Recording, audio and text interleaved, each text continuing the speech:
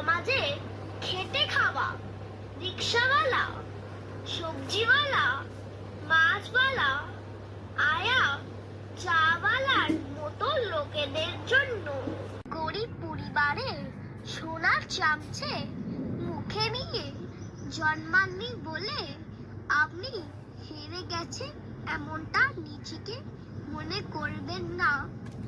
যদি ধনী তালিকা নড়াচড়া করেন তবে দেখতে পাবেন যারা ধনী হয়েছে তারা ম্যাক্সিমামটা গরিব বাড়ির সন্তান।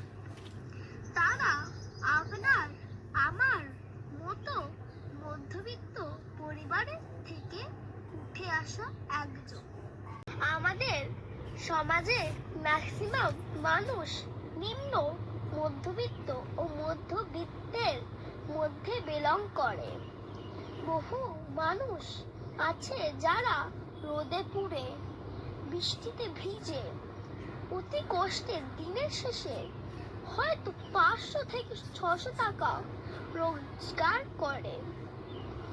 সেই টাকার মধ্যে দিয়ে তাকে তার সংসার চালাতে, তার ছেলে মেয়েদের পড়াশোনা শেখাতে, পরিবারের ওষুধ ও ডাক্তারের খরচ চালাতে হচ্ছে। এই সমস্ত কিছুর মধ্যে দিয়ে তারা কিন্তু ভবিষ্যতের জন্য কিছু করতে পারছে না। এই দুশ্চিন্তায় তাদের রাতের ঘুম উড়ে যাচ্ছে। তারা ভাবছে বর্তমান চলে যাচ্ছে, কিন্তু হঠাৎ করে অসুস্থ হয়ে পড়ি, কিংবা আজকে নয় গায়ে জোর আছে, অল্প বয়সে পরিশ্রম করছি, কিন্তু যখন বয়স বাড়বে তখন তো আর আগের মতো পরিশ্রম করতে পারবো না। তখন সেই সময়টা কিভাবে সংসার চলবে, কিভাবে ডাক্তার খরচ, ওষুধ খরচ এগুলি বেয়ার করব, এইসব চিন্তায় তারা ভেঙে পড়ছে। অযথা দুশ্চিন্তা করবেন না।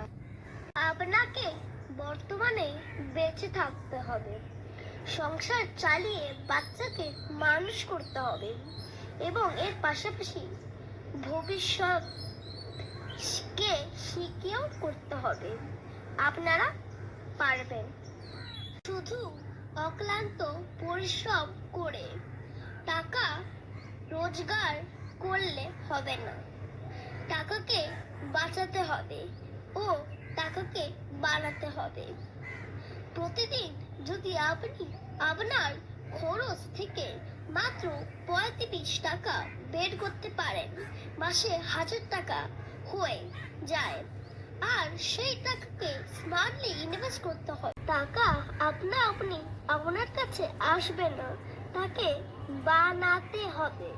যদি স্মার্টলি ইনভেস্ট করতে পারেন তবে আজ থেকে 20-30 বছর পর আপনার অ্যাকাউন্টে কোটি টাকা ও হয়ে যেতে পারে। এখানে মাথা ঘামাতে হবে না, ইনফ্লেশনকে বিট করার রিটার্ন পাবেন।